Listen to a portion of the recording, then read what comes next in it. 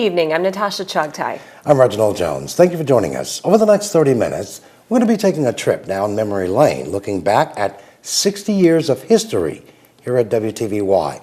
It's a history that's seen quite a bit of change over the years, including equipment, our location, and even our original channel. Now, WTVY signed on the air on Saturday, February 12th, 1955 at 4:30 p.m. After the Star-Spangled Banner and a live invocation by Dr. Samuel Maddox, viewers watched the first show in the history of the station, Raymar of the Jungle. On March 24th, 1955, WTVY became the CBS affiliate for the Wiregrass. In the first year, all commercials were broadcast live with black and white studio cameras. And the station's very first commercial, a local RCA Victor dealer who sponsored the test pattern. The original station had a 400-foot tower and just 6 employees. Well, it didn't take WTVY long to get into the local news business.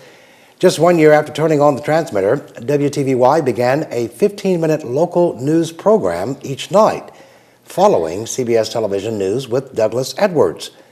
When CBS expanded to 30 minutes in September of 1963 with Walter Cronkite, WTVY followed suit, moving to 30 minutes of local news programming. And we've come a long way since then, expanding from one 30-minute newscast to 30 hours of live news every week. WTVY originally broadcast its signal on Channel 9. That all changed on New Year's Day 1961 as WTVY swapped channels with WTVM in Columbus, Georgia. On that day, WTVY became Channel 4, where it still resides today. At the same time, WTVY made its first physical move, leaving the original studios off Cottonwood Road for a new facility on Highway 52 in Webb. The tower also grew substantially, jumping from 400 feet to over 1,200 feet above the ground. That wasn't the last move WTVY would make in its history. More than 30 years later, the station packed up again, this time relocating to the heart of Dothan. In February of 1993, WTVY moved into the old Houston Hotel on North Foster Street. Former owner Charles Woods renovated the building, and WTVY moved in, giving the station a central location in the heart of the biggest city in the Wiregrass. It brought us into the forelight, if you will, of people, everybody driving around Dothan. They saw this building with WTVY letters on the top. And I guess maybe for the first time they saw that we were big time. In that same year, a series of ownership changes would also begin for WTVY, with first Benedict Broadcasting and eventually Gray Television serving as owners. Gray TV still owns the station today. The employees and shows are not the only things to change at WTVY over the years. Equipment has dramatically changed. After more than a decade of black and white programming, WTVY purchased its first color camera in 1966 from WMSA in New Orleans. Over the years, we've changed that format many times, and now all of our video is shot and edited digitally. Cars also changed as the decades rolled by, from a fleet of Volkswagen Beetles to the more modern group you see on the roads today. Even the way we put a newscast on the air is very different, going from an operation that required several people to our setup today, which allows one director to control the entire show. One of the biggest upgrades in station history took place in 2003 when WTVY began carrying CBS programming in high definition. And in 2012, WTVY flipped the switch to become HD in news and local programming as well. Now, these moves required millions of dollars in upgrades to equipment, allowing WTVY to bring the best signal to its viewers. Coming up, we'll sit down with some of the most recognizable faces in WTVY history to look back on the biggest moments of the station. Also, we'll pay tribute to some of the names and faces who are no longer with us. We're celebrating the lives of those who've passed on when our 60th anniversary special returns. Hello, WTVY family. This is meteorologist Ashley Brand. I cannot believe that it has been 7 years since I've been there. I spent a wonderful 5.5 years at WTVY. I love Dothan, I love the people, and it was the station that really made everything fantastic. It really was and still is a very close-knit family. I still talk to everybody that I worked with, Reg, Brad, Angie, love everybody. We had such a wonderful time. And I learned so much. You know, we were a family there at the station. Many people don't know that, but behind the scenes, we really did look out for each other. And I'm so elated that it has been around for 60 years, and I'm looking forward to the next 60 years. Love you all and miss you. Congratulations on being a great part of the community all of these years, and such a main influence with entertaining, keeping people informed in the Wiregrass and the Florida Panhandle. I was proud to play part of that role for the decade that I was there, and just wish everybody on the staff and all of the viewers out there much success, and just happy anniversary and congratulations. Over the years, many of the names and faces that have graced the WTVY airwaves have come to feel like family. If you heard some of those former employees say, they came into our living rooms every night, bringing us news, weather, sports, and daily farming reports. And as the years have passed, some of our most recognizable names have left us. Here's a look at some of the biggest names from WTVY who have passed on.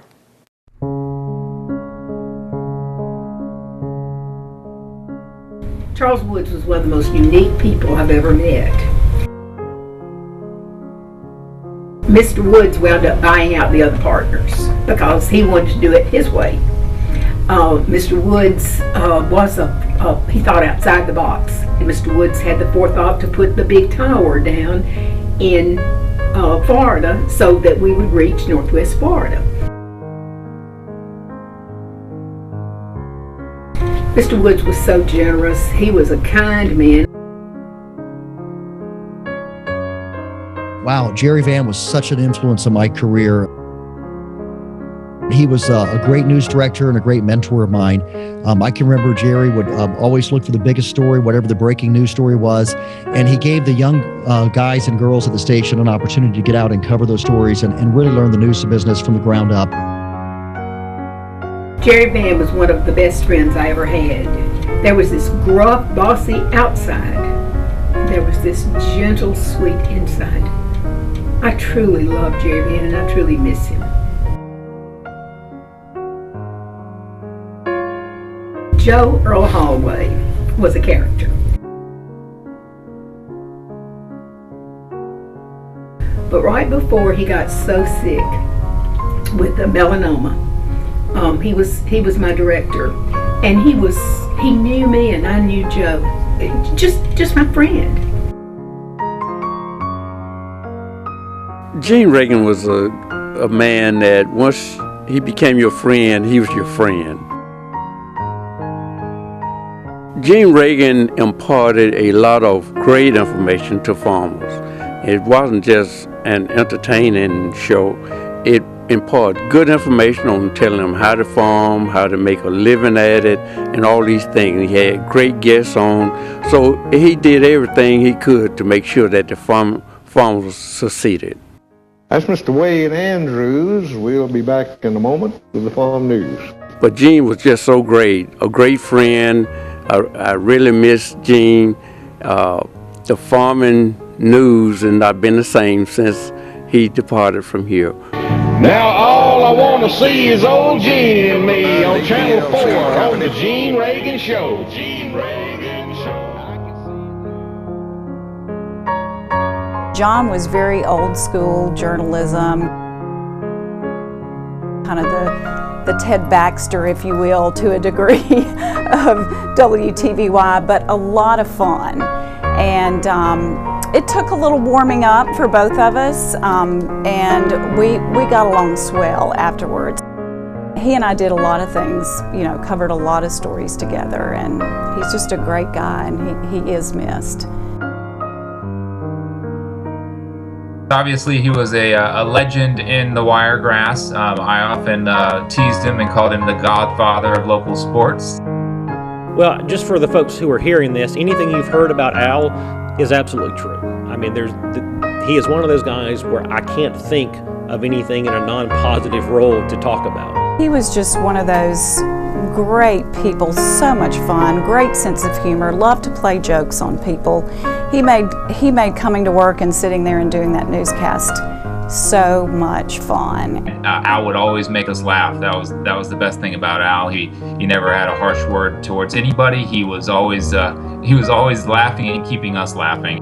I mean, he really was just the best at knowing when you needed to maybe have a laugh, or maybe when you just needed to sit and listen, or maybe when he needed to share some words of encouragement. WTVY TV and WTVY Sports, it is Al Roberts, and it remains that today. He laid the groundwork that made it all possible for those of us who came after him.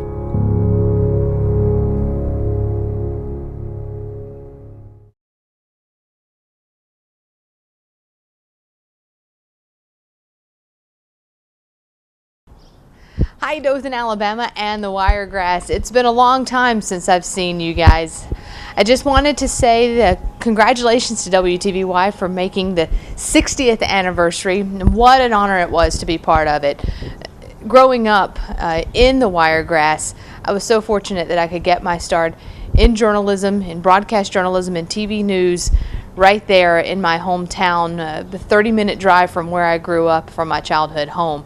And that's something that many people work for in this business. All their life is to go back home, and I was fortunate enough to get my start there.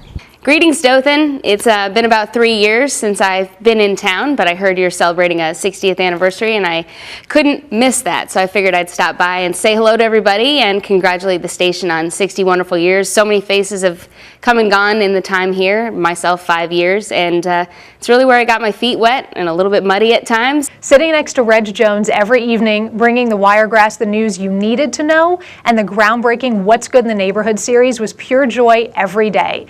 It's an opportunity for which I'm eternally grateful. I still do catch the broadcast online, and I'm proud to have called WTVY my home. To name all of you at WTVY and the Wiregrass who taught me something would exceed the length of this broadcast. But one thing is for certain, for 60 years you've all made news worth watching. Keep up the great work, and I wish you another 60 more as the Wiregrass news leader. Happy birthday. Well, we wanted to take a moment to kind of reminisce and go back and look at some of the past personalities of WTVY. I'm joined by my former co-anchor, Angie Casey. Also sitting around this table are just a number of people who have contributed tremendously to the success of the station. We want to thank the Dothan Opera House for giving us this venue to do that today.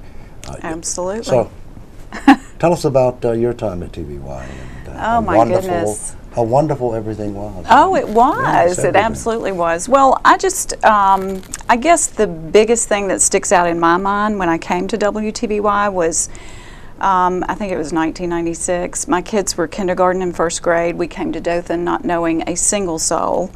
So came into WTVY and immediately just had that family feeling, that sense of family. And the management was just very warm and friendly. And I basically raised my children in the newsroom, and you can attest to that. After you came on board, I mean, they were up there. Al Roberts would call out spelling words for both of my children. Brad Sherwood would do math problems with my son, and they actually, everybody had a great influence on my children, and so I'll be forever grateful for that. A great family atmosphere. Absolutely. Yeah. Perhaps the person that probably can give us more historical perspective on WTVY than anyone else sitting around this table is John Goss.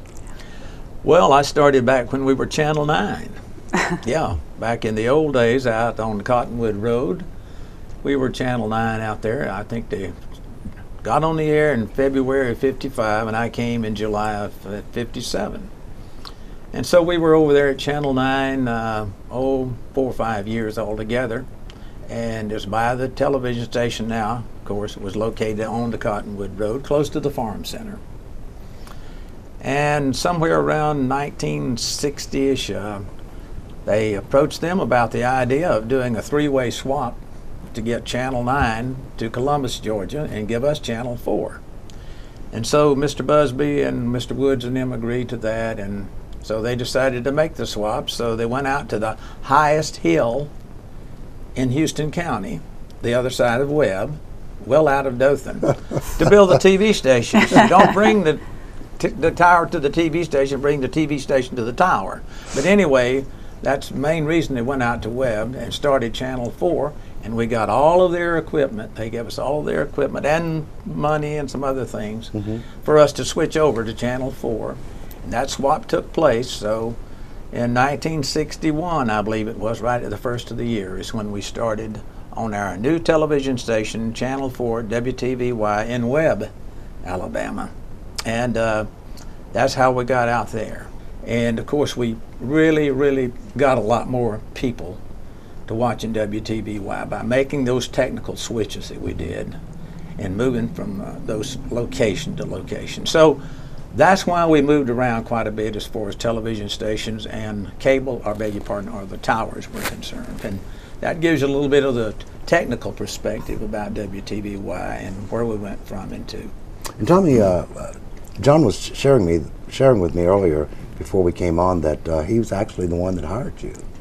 Yes, he was. And rehired. And rehired me, yes. How'd that come about? Well, I began working with TVY in 1974, and I started at TVY FM as a sales rep. And I worked the board on the weekend, so you can imagine, you know, me. Well, anyway, I was playing country and western music, so I actually got my start in broadcasting, spinning country music. Well, it was enjoyable. It was fun. So, you know, then I took a short break and I started going to college. And John came down and found me in Marietta, and he said, "Well, you want to come back?" So we talked, and I decided, well, yeah, I will. So I came back and I started working on the floor as a cameraman, you know, and then I talked with Ann and I became real close friends, and Ann said, well, you want to go to the news side? And I said, yeah, I'd like to do that, I think, and I've never done that before. And so she went and talked to Jerry Van.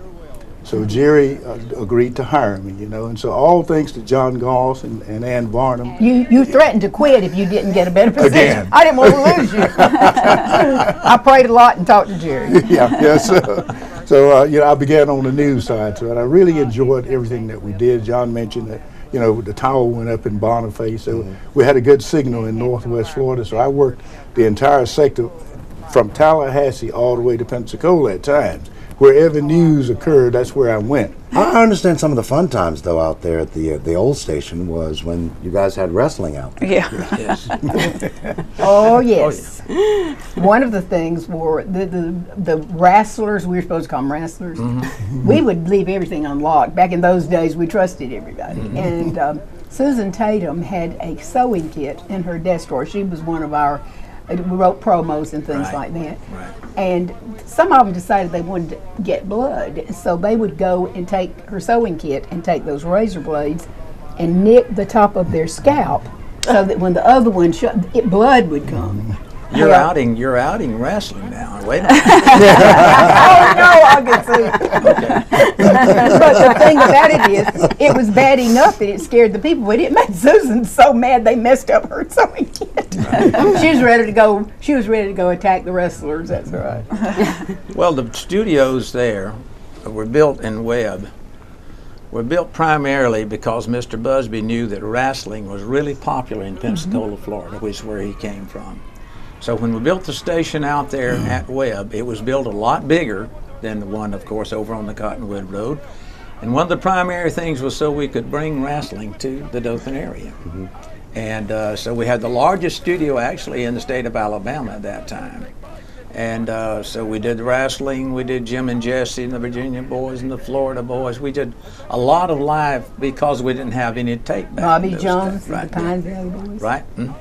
A lot of different people played there and did a lot of things there, and so we thoroughly enjoyed that. But nevertheless, that's what we did in those days, and the wrestling was very, very popular.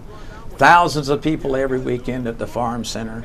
We had Bob Howell doing it, and we had one Al Roberts doing it. But Al didn't like wrestling. He didn't want to do wrestling. So then is when I taught Bob Howell to do the wrestling. See, and Bob went on to WSFA Channel 12, as we all know, and he told him one day up in Auburn, Alabama, at a seminar up there, he said, I really loved living in Dothan. I didn't want to leave Dothan.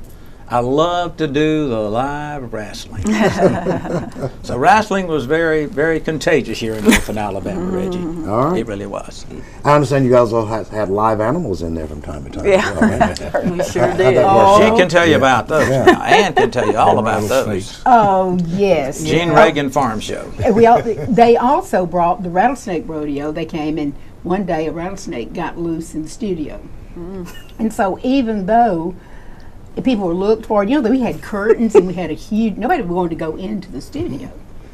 Well, Warren Bardoff was one of our engineers, Tom, and he came in right after the show. They finally caught the rattlesnake. Okay, they caught the rattlesnake. We were all relieved. But what they did not move was one of those guys had put a huge stuffed rattlesnake ready to spring, on my little coffee table. And we went to get coffee. It was over. The show was over. So Warren goes in, and he's going to adjust one of the cameras. So he unfolds his tools, does not even look at. He thinks it's a flower arrangement on my table because that's what usually is there.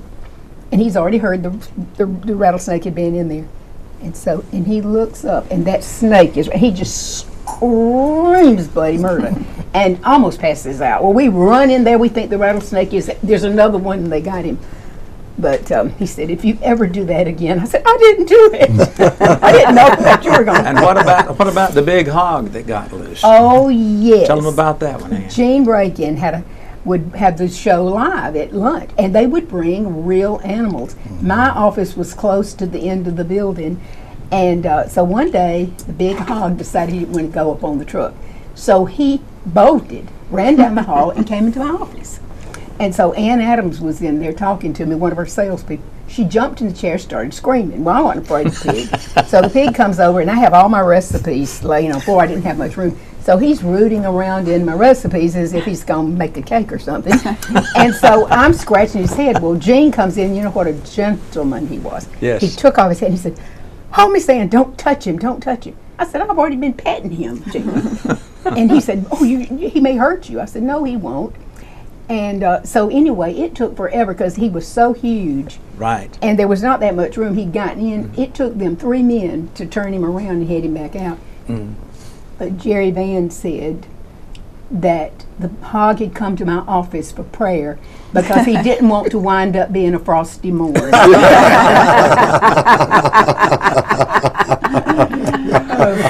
But I tell you, one of my fun memories was going over to Atlanta, Georgia, when I was doing the program Community Focus, to interview Evander Holyfield. Oh, yes, I remember that. Because I always loved to watch him box. And so we had the opportunity of going over there, and we had such a good time. It's Brenda Steffen and some other people from the station. Names don't come to me real quick here, but anyway, we had a great time over in Atlanta.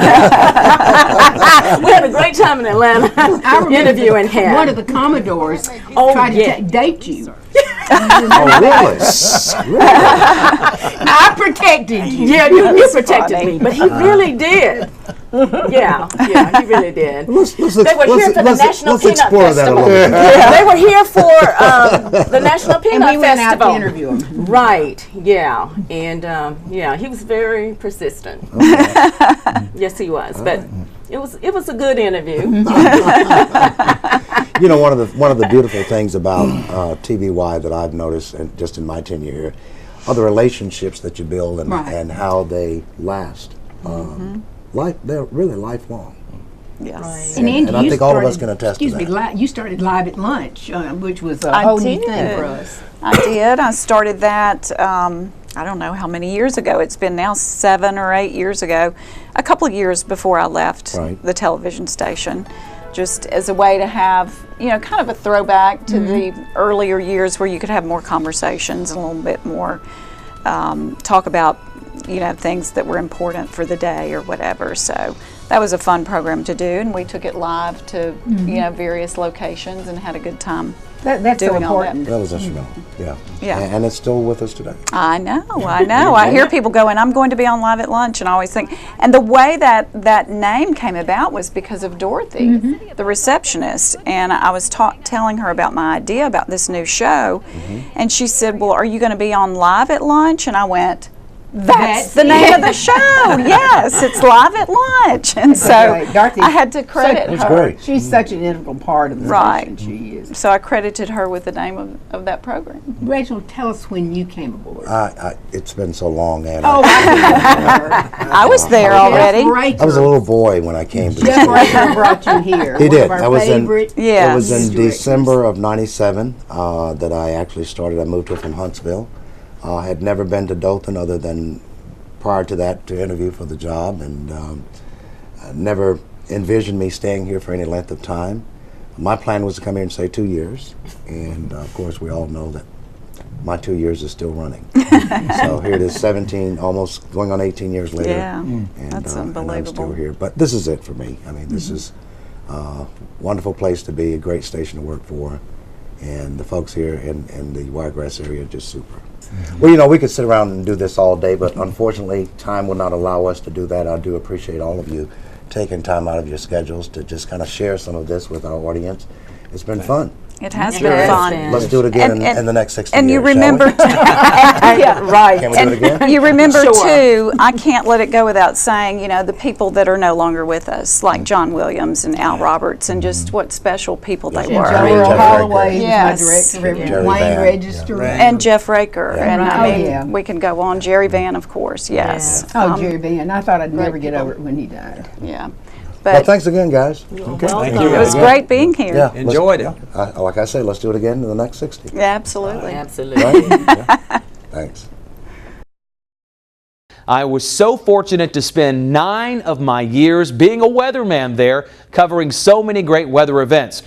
For those of you who don't know, WTVY was my very first job, and why the folks there gave this young man right out of college a chance to work there, I still don't know, but I'm very grateful. Truly, it was the people that made the job special. The athletes, coaches, and fans I got to cover, and the viewers I'd meet.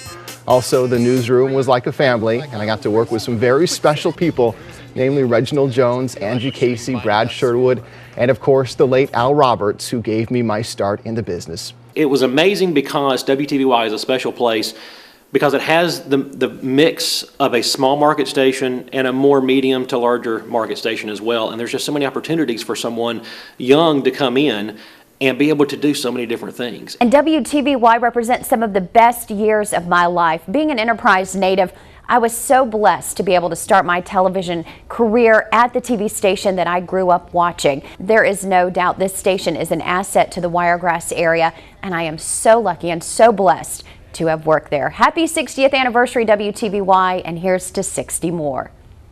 Well, there's no question WTVY has come a long way over the past 60 years, from 17 hours a day of test pattern to 24-hour programming every day of the year. Technology has also grown and changed over the years, and we're not done growing. We've got several projects in the works you'll be seeing in the near future. Some of those changes are required by the FCC, such as improved closed captioning for both hearing and visually impaired viewers, as well as a text delivery for messages from the emergency alert system. We're also looking at ways to bring you even more live news and sports productions. That means continuing to upgrade our equipment with new vehicles, new types of cameras, and editing software, and the ability to be mobile with our production to bring you the biggest stories as they happen from where they're happening. But one thing has not changed over the years and will remain a constant.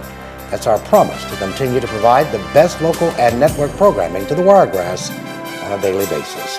That's going to wrap it up for us and the 60th anniversary special. Thank you for joining us, and good night.